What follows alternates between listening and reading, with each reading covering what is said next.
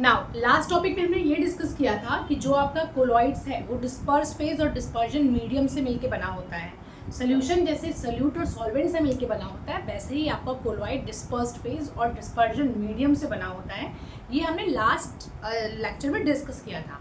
सो dispersed phase क्या होता है? डिस्पर्स्ड फेज वो फेज है जो कि कम अमाउंट में है, यानी कि जो सोल्यूट की तरह एक्ट करता है, और डिस्पर्जन मीडियम वो फेज है या वो स्टेट है जो कि सॉल्वेंट की तरह बिहेव करती है। लाइक सॉल्वेंट की तरह बिहेव करती है मीन्स ये ज़्यादा अमाउंट में होगा। So dispersion medium is found to be more in quantity and dispersed phase is found to be small in quantity और smaller in quantity, and this dispersed phase is mixed in dispersion medium.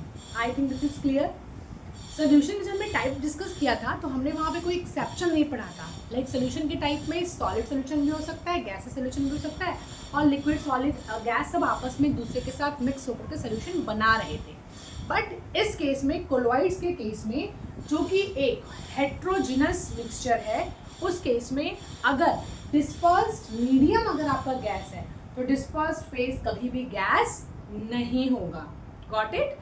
Dispersion medium is found to be gas in case of colloids, and dispersed phase cannot be a colloid. This is the exception in case of colloids.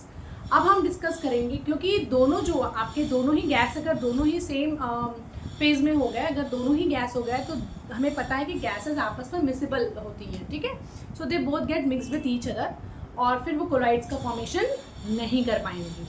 अब हम discuss करेंगे कि जो NCERT में आपके table दिया हुआ है ना, वो टेबल बहुत इंपॉर्टेंट है कि कोलॉइड्स कैसे सॉलिड और गैस आपस में मिला हुआ है तो उसको क्या कहेंगे, तो लिक्विड और लिक्विड आपस में मिला है तो क्या कहेंगे, ठीक है। I think this point is clear to you all.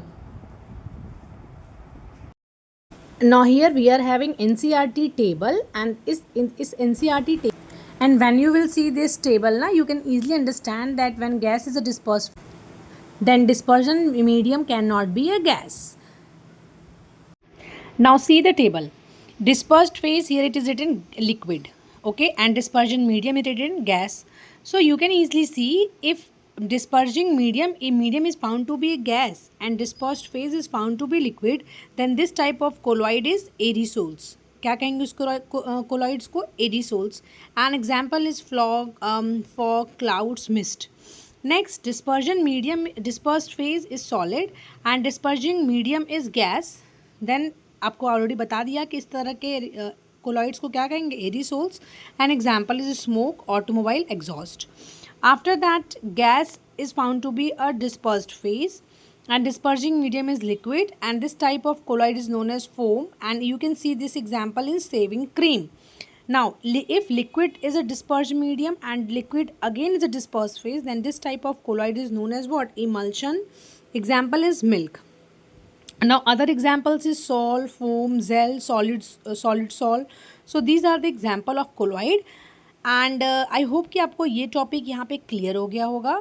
Now अब आपको करना क्या है, इसके कुछ एग्जाम्पल्स अपने सराउंडिंग से उसको अपने दिमाग में सेट कर लेने हैं। जैसे स्मोक का एग्जाम्पल, फॉग, इमल्शन, आप अपने डेली लाइफ से एक एग्जाम्पल उठा के इसको अपने दिमाग में बैठा सकते हैं।